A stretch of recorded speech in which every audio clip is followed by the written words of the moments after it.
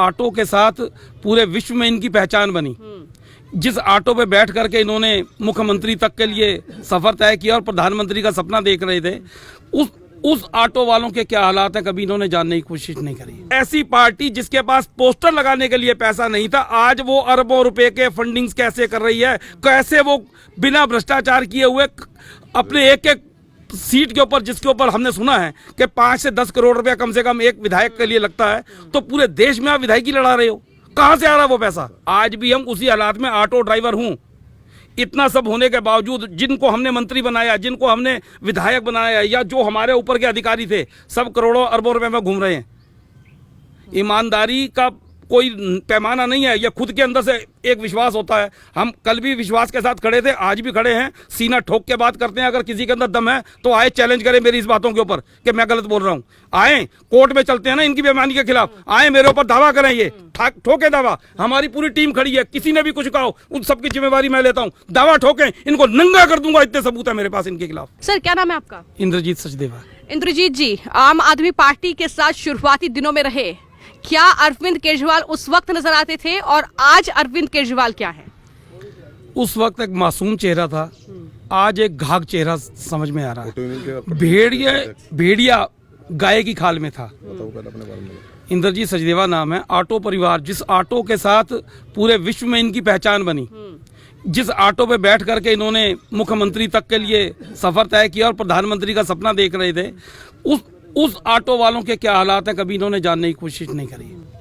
हम लोग जुड़े थे इसलिए कि हमारे ना साथ बहुत ज्यादा भ्रष्टाचार होता था। शीला दीक्षित सरकार ने हमें लूट लिया था, तो इनका कहना था कि फाइनेंसर माफिया को जेल में डालूंगा, लेकिन फंड रेजिंग पार्टीज में उन्हीं फाइनेंसरों से ये पैसा लेते थे।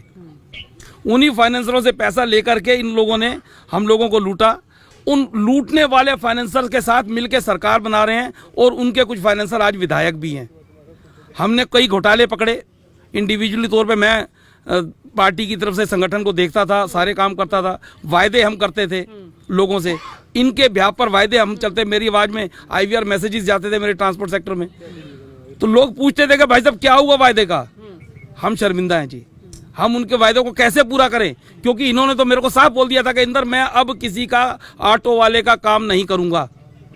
इन्होंने मेरे को मना किया कि अब आप प्रचार करो, तो मैंने इनसे बोला था कि मैं आपके यहाँ नौकरी नहीं करता हूँ, ना मुझे विधायक बनना, ना मैं अपनी औकात जानता हूँ। मैं ऑटो ड्राइवर हूँ, मुझे ऑटो ड्राइवर बन के रहना है, लेकिन मैं भ्रष्टाचार में आपका साथ नहीं दूंगा। आपको ऑटो वालों के काम करने के लिए मुख्यमंत्री बनाया, आपको काम करने होंगे, आप नहीं करोगे। कहते बोलते कैसे हो, मैंने वहीं रिजाइन दिया कि मैं आज के बाद आपके साथ नहीं आपके दफ्तर में आऊंगा।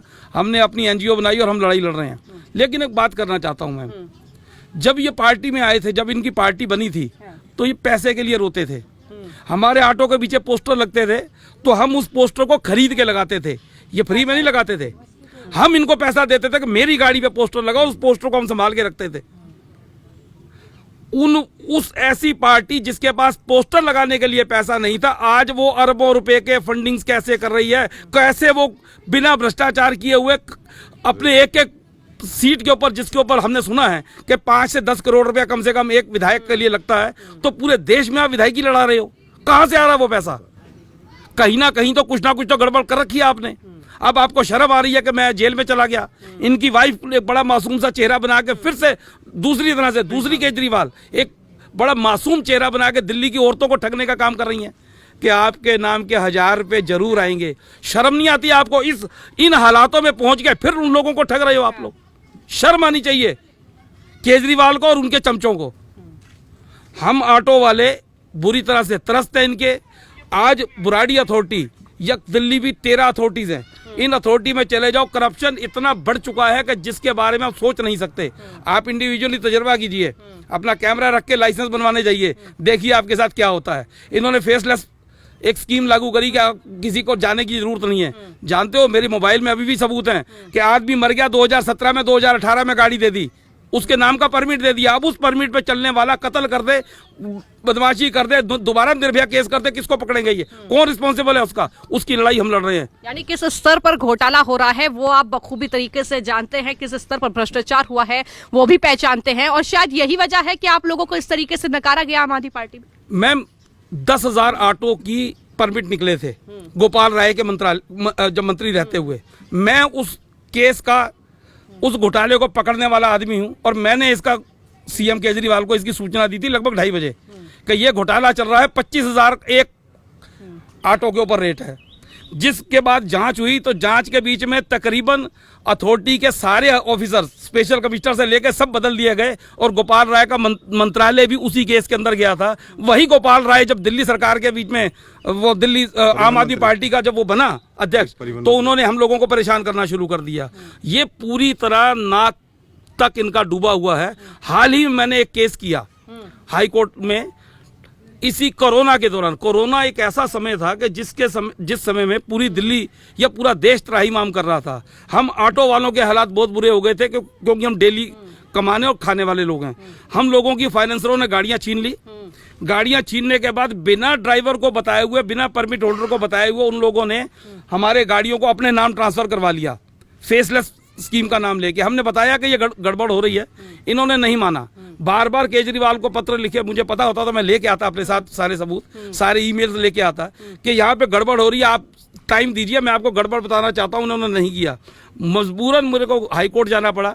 हाई कोर्ट की जांच हुई, बहुत सारे अधिकारी पकड़े गए, बहुत सारे फाइनेंसर पकड़े गए और अभी भी केस वो चल रहा है। और एंटी करप्शन डिपार्टमेंट ने माना है कि 5500 से ज्यादा ऑटो वालों के साथ इस कोरोना काल में धोखा हुआ है, सरकार को बार बार चेताने के बावजूद।